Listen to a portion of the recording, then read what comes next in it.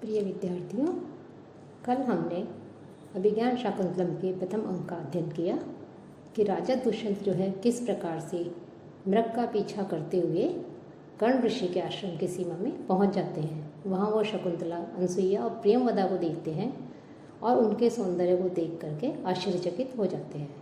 और राजा दुष्यंत जो है वो शकुंतला के ऊपर आसक्त हो जाते हैं। और जब उन्हें इस बात का निश्चय हो जाता है कि वास्तव में ये क्षत्रिय कन्या है, विश्वामित्र और मेनका की संतान है, तो वो मन ही मन निश्चय करते हैं कि मैं अब इसे ग्रहण, पत्नी के रूप में जो है इसे ग्रहण कर सकता हूँ।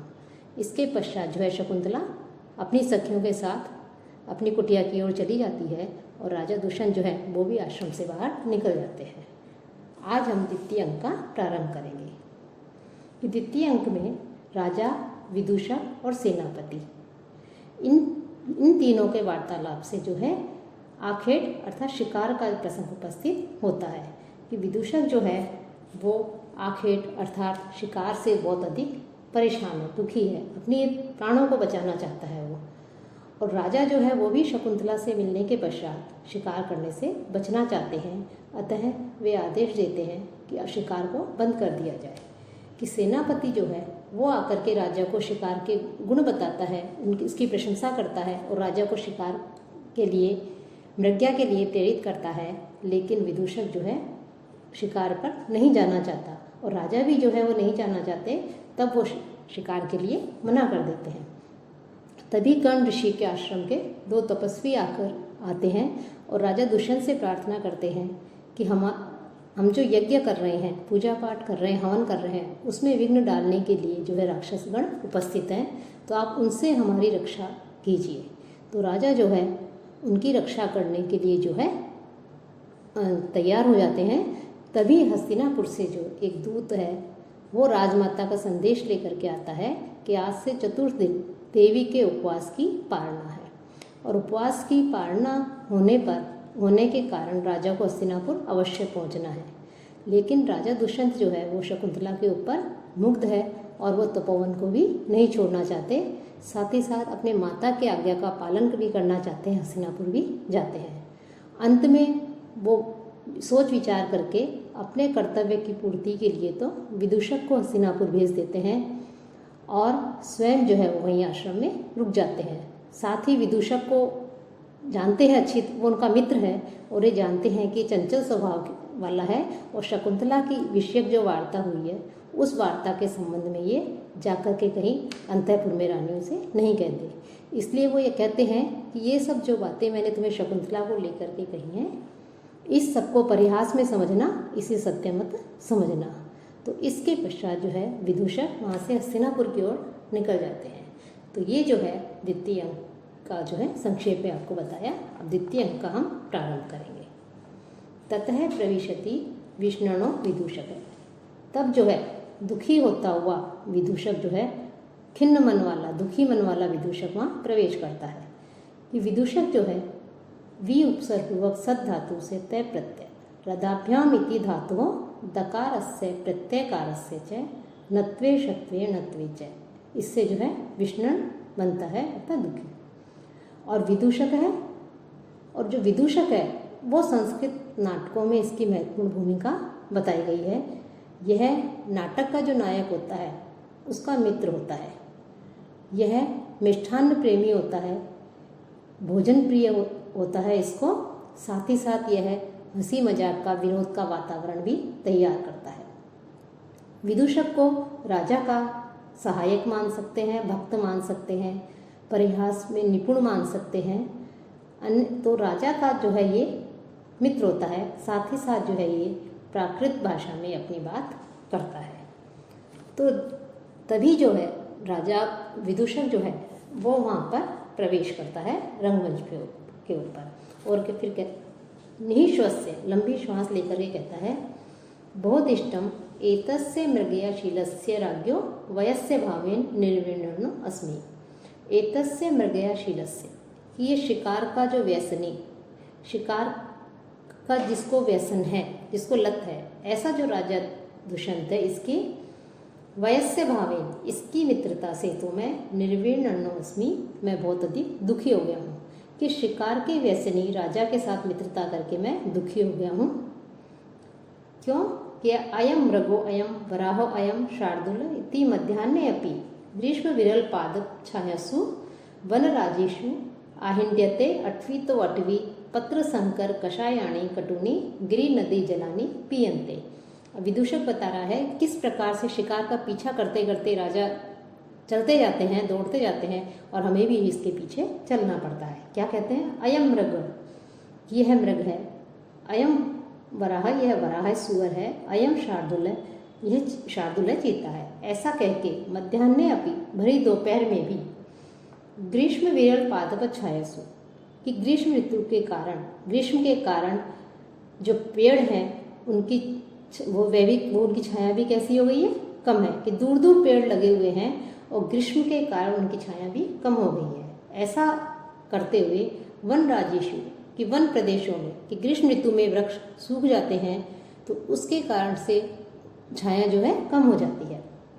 तो ऐसे जंगल में आहिंडिते, भटकते भटकते, अटवी तो अटवी, कि एक जंगल से दूसरे जंगल में हमें भटकना पड़ता है।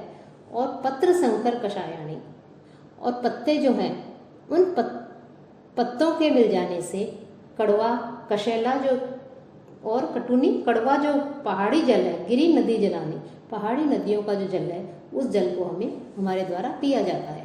कि जंगल में शिकार के लिए जाते हैं, वहाँ भोजन आदि भी जो है वहाँ उपलब्ध होता है, उसे ग्रहण करना पड़ता है।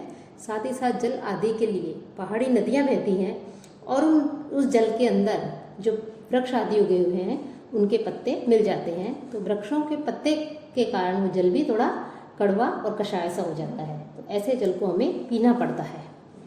और अनियत वेलम शूल्य मांस भूयिष्ठ आहारो भुज्यते, और जिसका कोई निश्चित समय नहीं है, अनियत वेलम, किस निश्चित समय भी नहीं है किस समय हमें भोजन मिलेगा। और शूल्य मांस, ऐसे उस मांस, शूल्य मांस का, भूयिष्ठम आहारो भुज्यते, हमें जो है अत्यधिक वो भोजन ही करना पड़ता है। अधिकतर हमें भोजन क्या मिलता है कि जो मांस आदि है उसको शलाखा पर या किसी डंडी पर जो है पका करके जंगल में जो मिल जाए खाया जाता है, और उसका भी निश्चित समय नहीं है किस समय हमें भोजन मिले। और तुरग अनुधावन कंडित संदेह रात्रौ अपि निकामम शयितव्यम नास्ति।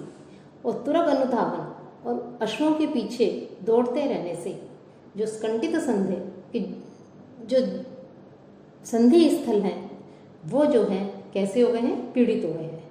और उसके कारण रात्रौ अपि, रात्रि में भी, निकामम शयितव्यम नास्ति, रात्रि में भी जो है पर्याप्त सोना नहीं होता, अर्थात ठीक से जो है रात्रि में भी नहीं सो पाते हैं। और इतना ही नहीं, और भी ततो महती एवं प्रत्युषे, कि बहुत जल्दी, यानी बहुत जल्दी प्रातः काल ही, दास्या पुत्र ही, कि ये जो दासी पुत्र है, दास्या पुत्र ही, कि जो दासी पुत्र है, एक तरह से अर्थात ये गाली होती है। जब हम किसी से पीड़ित होते हैं, कष्ट में होते हैं, तो कई बार उसके लिए कुछ अपशब्दों का प्रयोग कर देते हैं। तो यहाँ भी जो है दास्या पुत्र जो है ये एक तरह से उसके लिए, कि दासी पुत्र अर्थात नीच कह सकते हैं, ये परेशान करने वाला। तो ये जो है दासी पुत्र जो है, दास्या पुत्र, इसके द्वारा जो है जो शिकारी है, कौन? शकुनी लुब्धके ही, कि जो शिकारी है उसके द्वारा वन ग्रहण कोलाहलेन, वन को घेरने के, वन को चारों तरफ से घेरने के कोलाहलेन, शोर के द्वारा मैं जगा दिया जाता हूँ। कि जो शिकारी हैं, बहेलिए हैं, जो शिकार करने आते हैं, पशु पक्षियों को पकड़ने आते हैं, वो लोग चारों तरफ से जंगल को घेर लेते हैं और वो जो आवाज़ करते हैं उनकी आवाज़ के कारण जो है मैं प्रातः जल्दी उठ जाता हूँ। यत्ते इदानीम अपनी पीड़ा ने निष्क्रांति, केवल इतने से ही मेरी पीड़ा, मेरे दुख कम नहीं हो रहे हैं, बल्कि मेरे दुख और भी हैं। ततो गंडक से ऊपरी पिटकह संवृत है, कि वो तो एक मानो गंडक से ऊपरी, एक तो घाव या फोड़ा पहले ही हो और उसके ऊपर पिटकह संवृत है, दूसरा घाव हो जाए या फुंसी निकल जाए। कि हमारे मान लो शरीर पर पहले से ही कोई घाव है, कोई फोड़ा हो रहा है, और उसके ऊपर यदि फिर से कोई दूसरी फुंसी आ जाए तो कष्ट दुगना हो जाता है।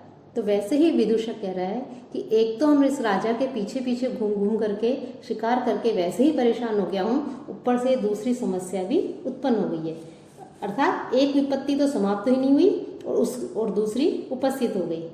क्या कि ही कल किला अस्मासु हीनेषु तत्र भवतो मृगानुसारेण आश्रम पदम प्रविष्टस्य तापस कन्या शकुंतला मम अंधतया दर्शिता।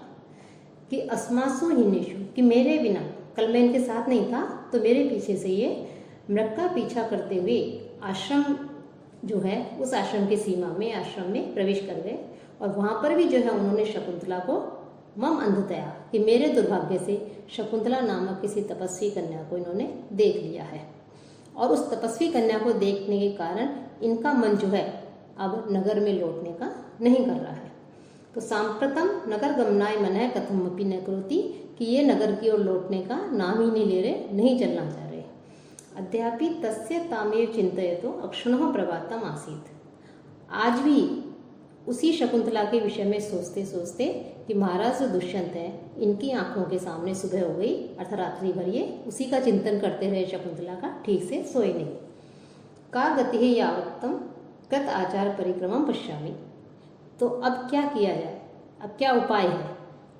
फिर कहता है कि ठीक है, मैं प्रतिदिन के जो नित्य आदि स्नान आदि कार्य होते हैं उनको करने के पश्चात अपने प्रिय मित्र जो राजा दुष्यंत हैं उनसे मिलता हूँ। फिर परिक्रमा अवलोक्य च, घूमकर और देखकर, एषः बाणासन हस्ताभिः यवनिभिः वन पुष्पमाला धारिणीभिः परिव्रत एव इत एव आगच्छति प्रिय वयस्य। कि बाणासन हस्ताभि, हाथ में धनुष धारण करने वाली, वन पुष्पमाला धारिणी भी, वन पुष्पों की माला को धारण करने वाली, यवनी भी, कि जो युवतियां हैं उन युवतियों से परिव्रत है, घिरे हुए, इत एव इधर की ओर ही, प्रिय वयस्य आगच्छति, मेरे प्रिय मित्र इधर ही आ रहे हैं। कि राजा दुष्यंत को देखकर कहता है कि ये जो है स्त्रियों से, वन पुष्पों की माला धारण करने वाली युवतियों से घिरे हुए ये जो है इधर की ओर ही आ रहे हैं, जिन्होंने वन पुष्पों की माला पहन रखी है। ऐसी युवतियों से घिरे हुए, धनुष को धारण जिन्होंने कर रखा है, ये इधर आ रहे हैं। फिर भवतु अंग भंग विकल इव भूत्वा स्थास्यामि। फिर कहता है कि मैं अंग भंग विकल होकर के बैठ जाता हूँ। अर्थात विदूषक जो है वो इतना अधिक परेशान हो चुका था राजा के साथ में शिकार कर करके, और जंगल में रह करके वो वापस नगर की ओर जाकर के थोड़ा जाना चाहता है, वहीं रहना चाहता है। तो वो कह रहा है, अपनी पीड़ा को व्यक्त करने के लिए वो कह रहा है कि मैं थोड़ा सा अपने हाथ पैरों को इस तरह से करके बैठ जाता हूँ कि जैसे मैं बहुत अधिक परेशान हूँ, दुखी हूँ, हो सकता है राजा को मुझ पर दया आ जाए और वो नगर चलने का मन बना ले। तो ऐसा कह करके अपने आपकी विकलांगता का, कि मानो हाथ पैर में बहुत अधिक दर्द हो रहा है, चला नहीं जा रहा, बैठा नहीं जा रहा, उठा नहीं जा रहा, तो इस प्रकार की अवस्था करके वो स्थित हो जाते हैं। यदि एवं भी नाम विश्रामम लगे है, कह रहा कि हो सकता है इससे भी थोड़ा सा मुझे भी विश्राम मिल जाए और सब कुछ अच्छा लगे, आराम मिलने लग जाए। यानी बहुत अधिक थक गए थे, तो कह रहे हैं कि मैं काष्ठ के डंडे का सहारा लेकर के वो खड़े हो जाते हैं, कि अपने हाथ पैरों को थोड़ा सा टेढ़ा ऐसे करता हूँ जिससे मुझे भी आराम मिल जाए और राजा को भी मुझ पर दया आ जाए और वो नगर की ओर चलने का मन बना ले। ततः प्रविशति यथा निर्दिष्ट परिवारों राजा। तब जैसा बताया था उसके अनुरूप ही राजा जो है स्त्रियों से घिरे हुए उधर की ओर प्रवेश करते हैं। राजा मनी मन में कहता है, कामम प्रिया न सुलभा मनस्तु तद्भाव दर्शन आश्वसी अकृतार्थे अपि मनसिजे रतिम उभय प्रार्थना कुरुते। कि कामम, कि भले ही, कि प्रिया जो शकुंतला है वो न सुलभा, सुलभ नहीं है, यानी मैं उसे आसानी से प्राप्त नहीं कर सकता, शकुंतला को आसानी से उससे विवाह नहीं कर सकता, वो दुष्प्राप्य हो। लेकिन मन जो है तद्भाव दर्शना आश्वासी, किंतु मेरा मन तद्भाव दर्शना, उसके मन के भावों को देख करके जो है आश्वस्त है। कि यद्यपि भले ही शकुंतला मेरे लिए सुलभ नहीं है, दुष्प्राप्य है, लेकिन फिर भी मेरा मन उस शकुंतला के प्रेममयी हाव भावों को देख करके इस प्रकार आश्वस्त है कि वो भी जो है मेरे ऊपर अनुरक्त है। मनसिजे अकृतार्थे अपि, मनसिजे की जो कामदेव है, उस कामदेव के अकृतार्थे अपि, सफल नहीं होने पर भी, उभय प्रार्थना, कि दोनों की मिलने की जो इच्छा होती है, परस्पर जो एक दूसरे के मिलने की जो उत्कंठा है, वो रतिम कुरुते एक दूसरे के प्रति जो है प्रेम की भावना को, अनुराग को जो है उत्पन्न करती है। कि राजा दुष्यंत मन ही मन सोचता है कि भले ही शकुंतला आसानी से प्राप्त नहीं हो सके, दुष्प्राप्य हो, लेकिन मेरा मन उसके हाव भाव को देख करके जो है संतुष्ट हो गया। यह निश्चित नहीं है कि कर्ण ऋषि आज्ञा देंगे या नहीं देंगे, कि वो शकुंतला से मेरा विवाह होगा या नहीं होगा, लेकिन शकुंतला जो है वो भी मेरे ऊपर अनुरक्त है, ये उसके शारीरिक क्रियाकलापों से देख लिया। और प्रिया और प्रिय के मिलने में कामदेव जो है उसकी कृतार्थता कही जाती है, क्योंकि उसका काम ही जो है प्रेमी और प्रेमिका को मिलाना होता है। शकुंतला की कामना अभी तक जो है अनुमान से ही राजा दुष्यंत लगा रहे हैं कि वो भी मेरे ऊपर अनुरक्त है। तो राजा जो है उनके कहने का तात्पर्य यह है कि यद्यपि मैं जो है शकुंतला के ऊपर तो अनुरक्त हूँ, लेकिन शकुंतला मुझे प्राप्त होगी या नहीं ये अभी मैं इस मामले में निश्चिंत नहीं हूँ, ये दुष्प्राप्य हो भले ही, लेकिन शकुंतला की जो शारीरिक चेष्टाएं हैं ये जो है यही सूचित करती है कि वो भी मेरे ऊपर से अनुरक्त है। तो कामदेव के सफल नहीं होने पर भी दोनों के प्रेमी और प्रेमिका के मिलने की जो उत्कंठा है वो एक दूसरे के प्रति जो है अनुराग को, प्रेम को जो है उत्पन्न करती है। कि आपसी प्रेम जो है नायक नायिका का आपसी प्रेम दोनों के मन में जो है आनंद की उत्पत्ति करता है। स्मितम कृत्वा, कुछ मुस्कुरा करके, एवं आत्मभिप्राय संभावित इष्ट जनचित्त वृत्ति ही प्रार्थयित्वा विडम्ब्यते। फिर मन ही मन मुस्कुरा करके कहता है कि आत्म अभिप्राय, कि अपनी इच्छा के अनुरूप ही इष्ट जन चित्त वृत्ति, अपने जो प्रिय जनों की चित्त की वृत्ति है, मन के भाव हैं, उनको संभावित, उनकी संभावना करने वाले जो प्रेमी जन होते हैं वो कैसे होते हैं, विडम्ब्यते, उपहास का जो है एक तरह से पात्र होते हैं। अर्थात जो अपनी इच्छा के अनुरूप ही जो प्रियजन है उसके जो अभिष्ट है, उस जिससे वो स्नेह करते हैं, प्रेम करते हैं, उसके मनोभावों की संभावना करने वाले जो प्रेमी जन है वो जो है एक तरह से उपहास के पात्र जो है वो कई बार बन जाते हैं। अर्थात लोग उनकी हंसी या उनका मजाक उड़ाते हैं।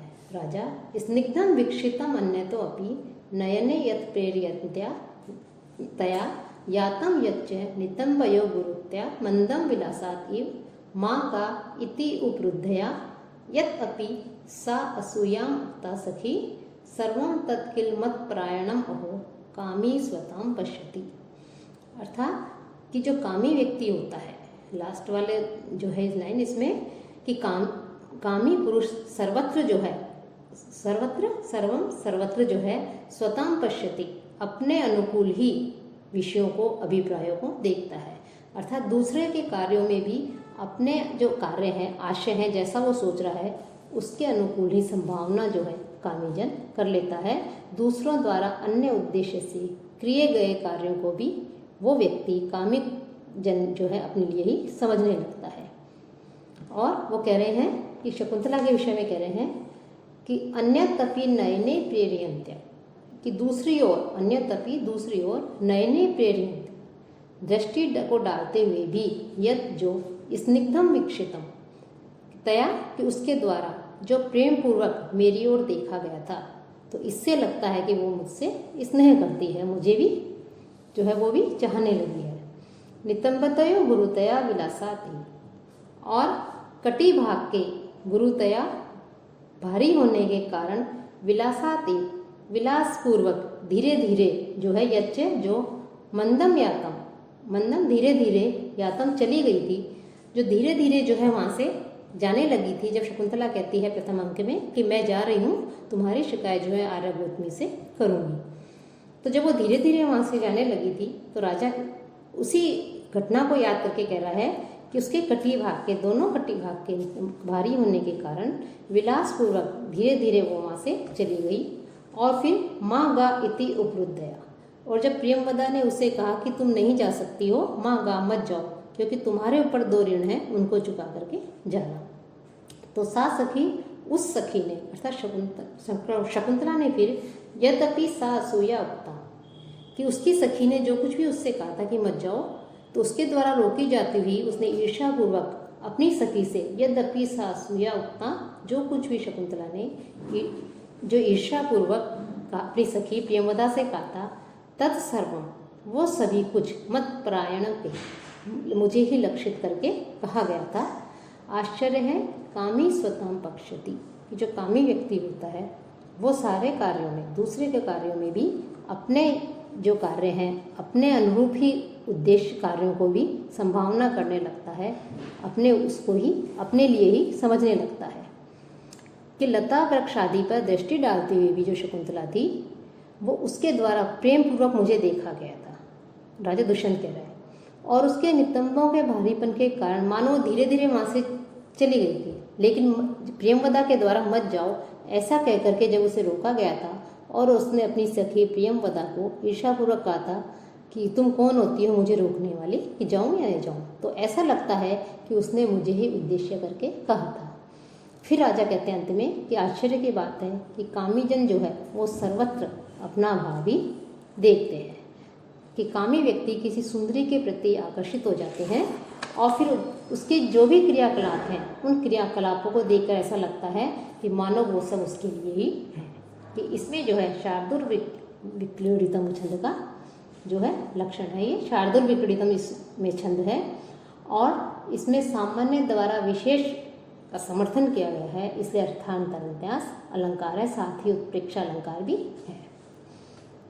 फिर विदूषक कहता है तथा स्थित एक, कि जैसा कहा था उसी के अनुरूप जो है वो डंडे का सहारा लेकर के अंग भंग विकल करके वो खड़ा हो जाता है। तो अपने मित्र को देखकर कहता है हे मित्र न में हस्तपादम प्रसरति, कि मेरे हाथ और पैर जो है वो नहीं फैल रहे हैं, अर्थात नहीं चल रहे हैं।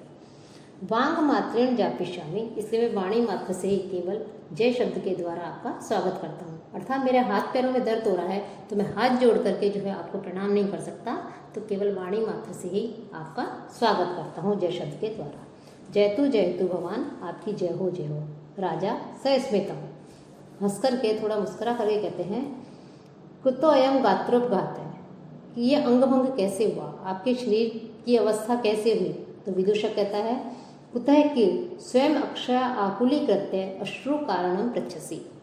अब विदूषक उन्हें उल्हाना देते हुए कहते हैं अच्छा कुतः कहाँ से, कि स्वयं अक्षय आकुलीकृत्य, कि स्वयं आपके द्वारा ही अक्षय नेत्रों को जो है आकुलीकृत्य चोट पहुंचा करके अश्रु कारणम पृच्छसि, आंसुओं का कारण पूछते हो।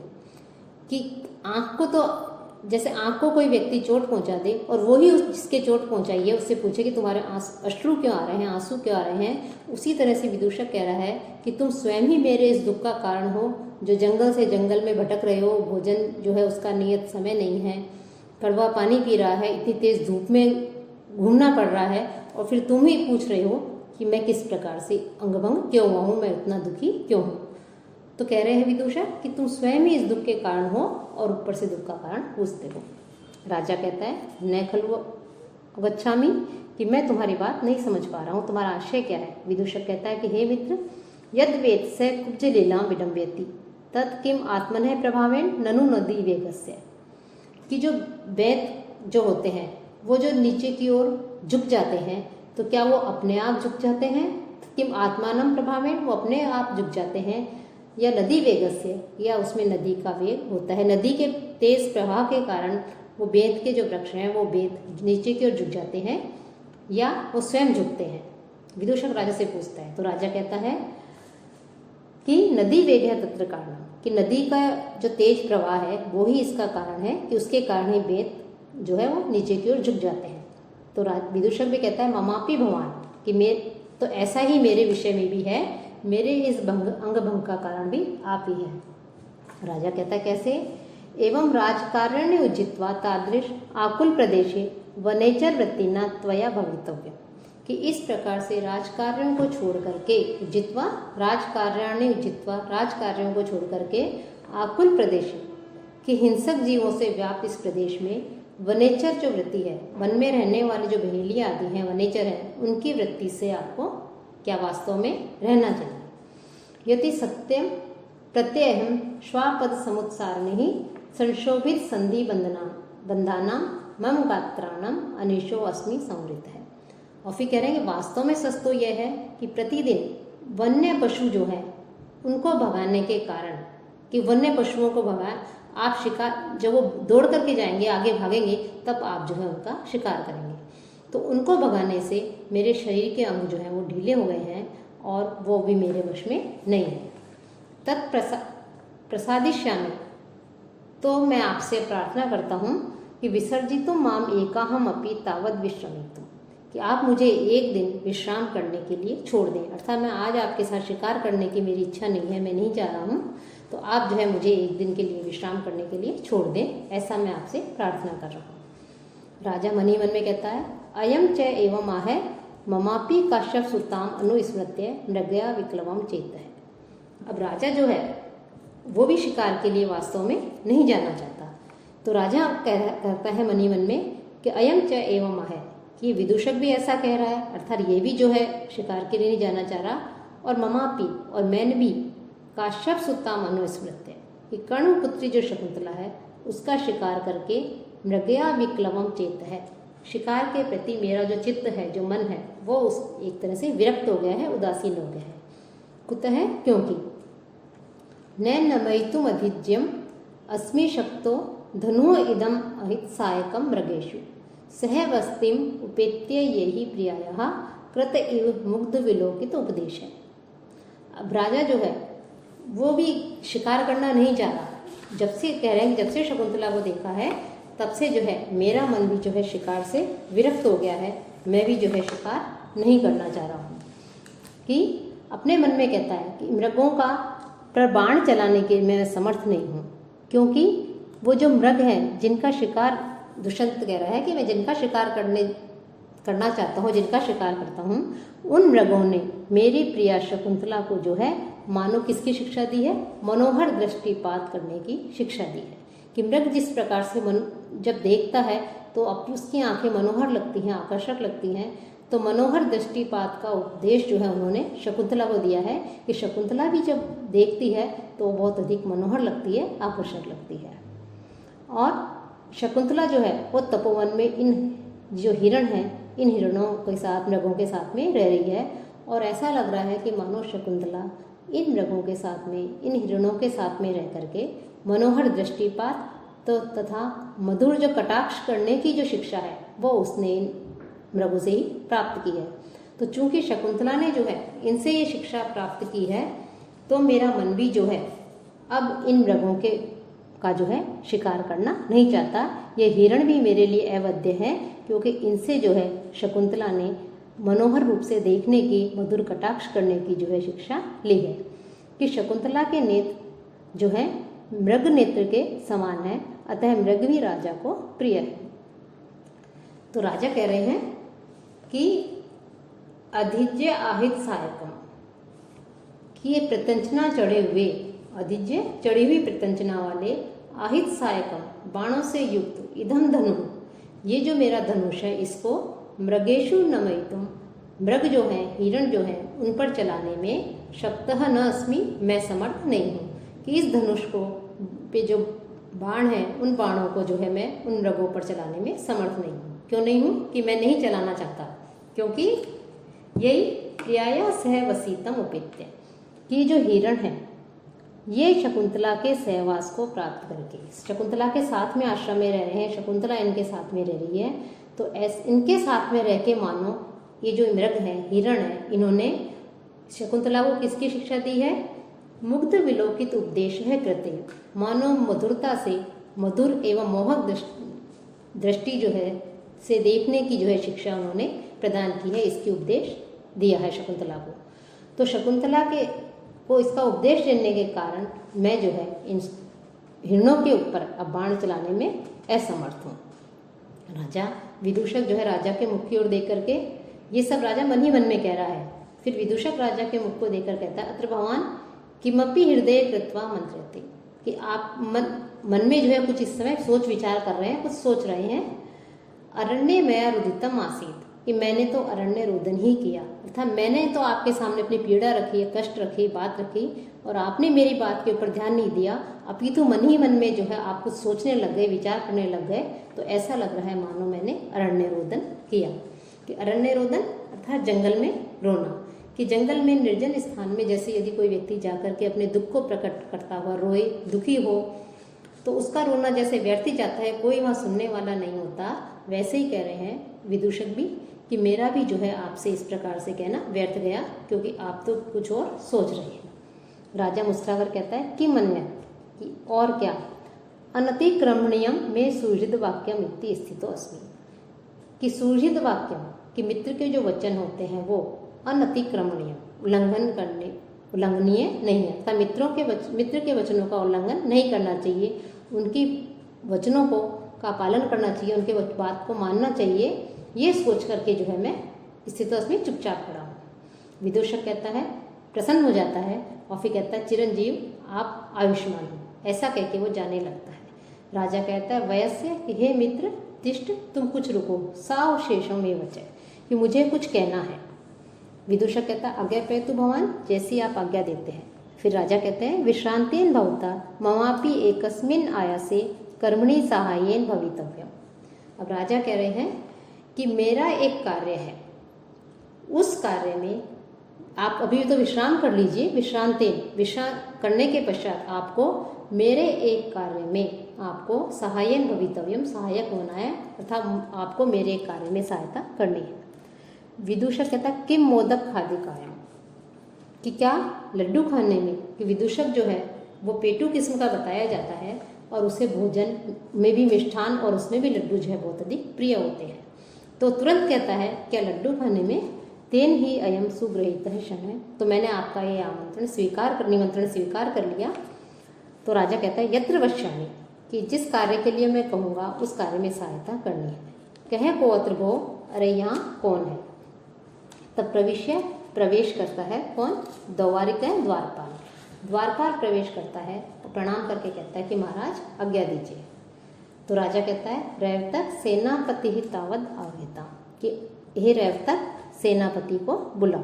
द्वारपाल कहता है ठीक है, ऐसा कह के वो निकल जाता है और सेनापति के साथ में पुनः प्रवेश करके कहता है एषे आज्ञा वचनो उत्कंठो भरता इतो दत्त दृष्टि एव तिष्ठति, कि ये जो है आज्ञा देने के उत्सुक, इधर की ओर दृष्टि लगाए हुए, ये उससे कहते हैं किससे, सेनापति को, कि महाराज दुष्यंत जो है वो आपको आज्ञा देने के लिए उत्सुक हैं और इधर के द्वार की ओर ही दृष्टि लगाए हुए बैठे हैं, तो आप उनके पास में उपसर्पतु आर्य, तो आप जो है उनके पास में चलिए।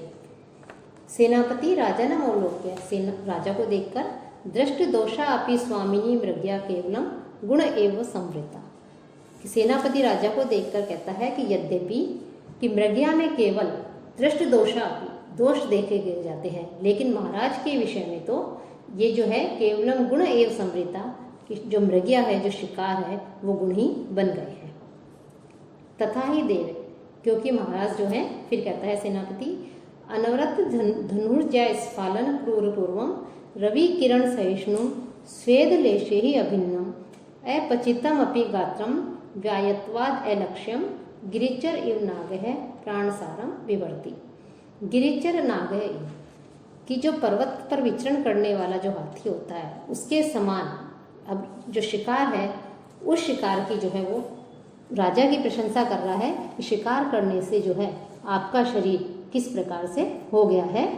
तो सेनापति इसमें राजा के शरीर की विशेषताओं का वर्णन करते हुए कहते हैं कि गिरिचर है, कि पर्वत पर विचरण करने वाले, नाग कहते हैं हाथी को, हाथी का पर्यायवाची है, कि पर्वत पर विचरण करने वाले हाथी के समान शक्तिशाली आप, और आप जो है शक्तिशाली हो गए शिकार करते हुए, और निरंतर अनवरत निरंतर धनुर्जा स्फालन, धनुष की प्रत्यंचना खींचने के कारण जिनका पूर्वम की जो पूर्व भाग है, शरीर का जो अगला हिस्सा है वो कठोर हो गया है, क्रूर कठोर हो गया है।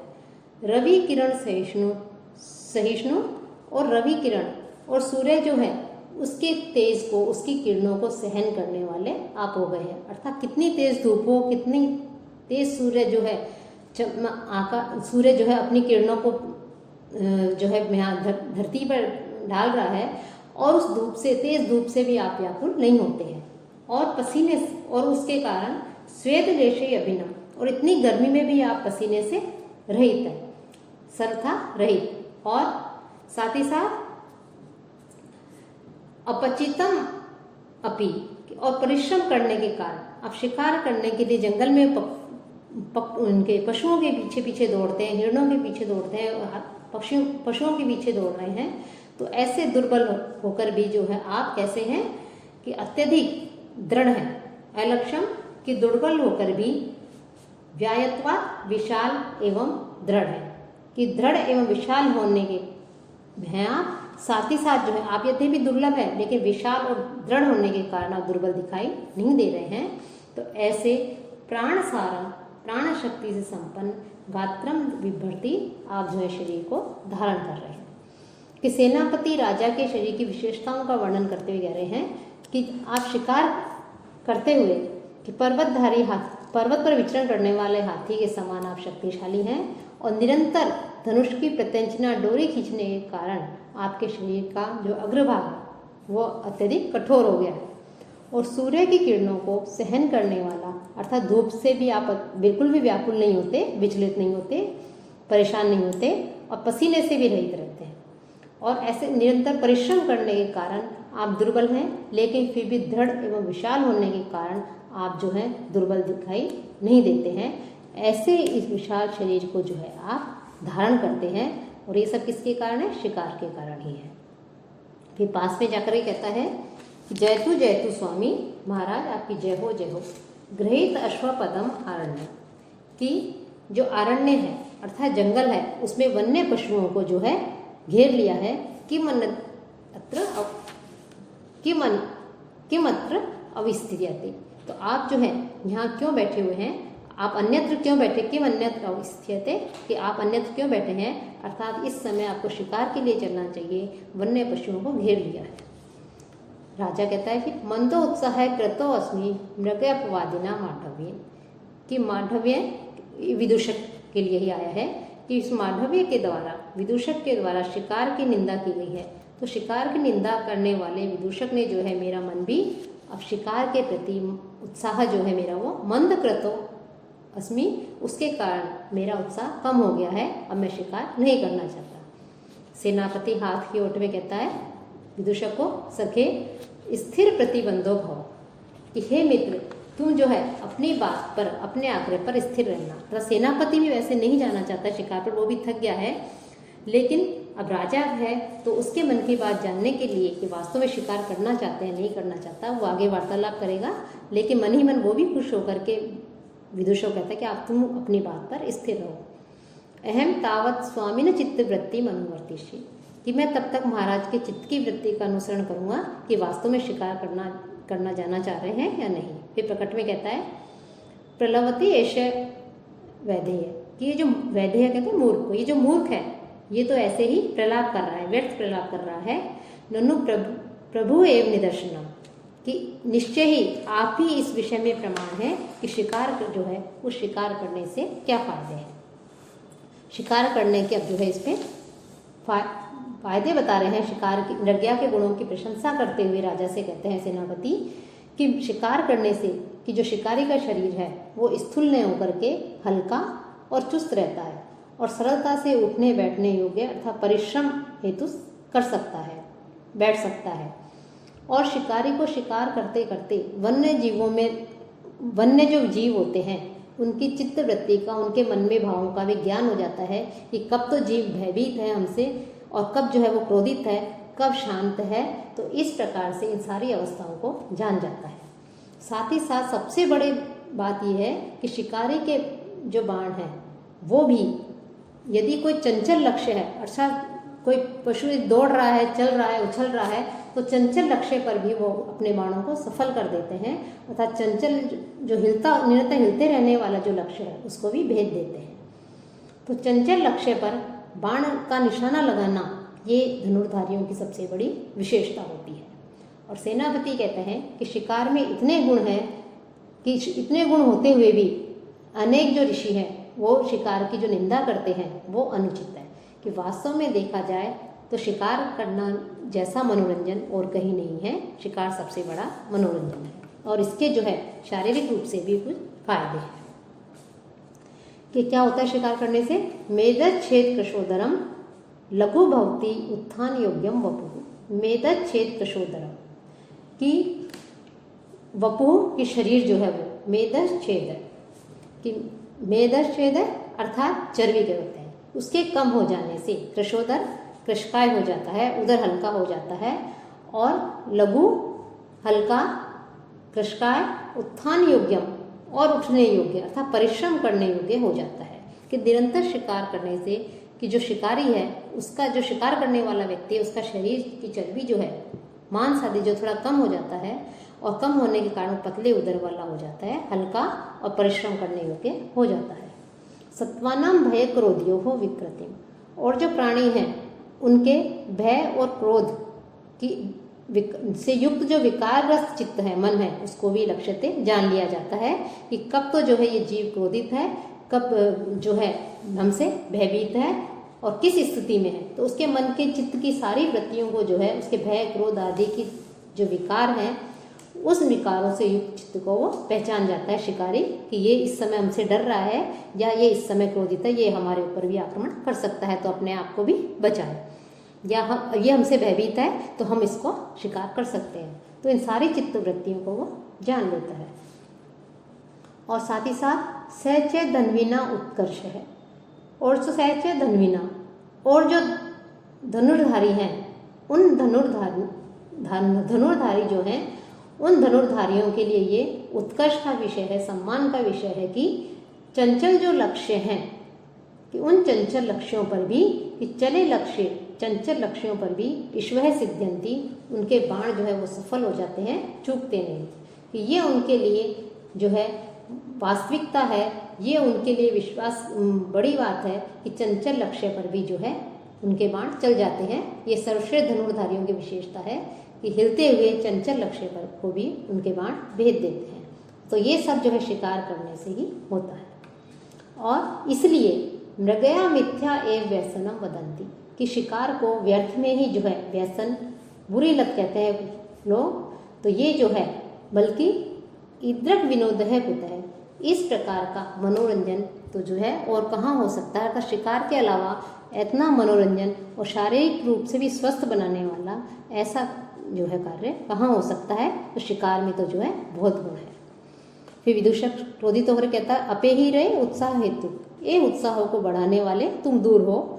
अत्र भगवान प्रकृति मापन्न है कि यहाँ तो महाराज जो है वो अपनी स्वाभाविक प्रवृत्ति को शांत प्रवृत्ति वाले हो गए हैं, और उसे एक तरह से क्रोधित होकर के और उसे एक तरह से शाप देते या वैसे ही उसको जो है कहते हैं कि तावत अटवी तो अटवी आहिंड मानो नर नासिका लोलुपस्य जीर्ण ऋक्षस्य कस्यापि मुखे पतिष्यसि। कि अटवी तो अटवी कि तुम अपनी जो है एक जंगल से दूसरे जंगल में घूमते हुए, कि एक जंगल से दूसरे जंगल में घूमते हुए जो है तुम क्या करोगे कि जो मनुष्य की नासिका का लोभी जो रींछ है उस रींछ को जो है उसके मुख में तुम गिरोगे, अर्थात उसके मुख को प्राप्त होगे, अर्थात वो तुम्हारा जो है एक तरह से शिकार करेगा। कि मैं तो किसी तरह से सोच रहा हूँ कि राजा जो है शिकार पर नहीं जाए, और तुम जो है इसके मन में शिकार के गुणों का वर्णन कर करके जो है इसे शिकार के लिए प्रेरित कर रहे हो, तो तुम जो है अपनी एक मन से दूसरे वन में घूमते हुए तो मनुष्य के खाने का इच्छुक जो भालू होता है उसके मुख में जाकर के गिरोगे, तथा कि तुम्हें वो जो है तुम्हारा शिकार करेगा। तो इस प्रकार से विदूषक उसको सेनापति को कहता है। फिर इसके पश्चात जो है राजा कहता है कि हे मित्र सेनापति, आश्रम सन्निकृष्टे स्थित है, इसमें कि हम लोग आश्रम के पास में ही हैं, अतः ते वचो न अभिनंदामि, इसलिए मैं तुम्हारे इन वचन का कथन का समर्थक नहीं हूँ कि हमें शिकार करना चाहिए। अब आगे हम आगे के व्याख्यान में पढ़ेंगे।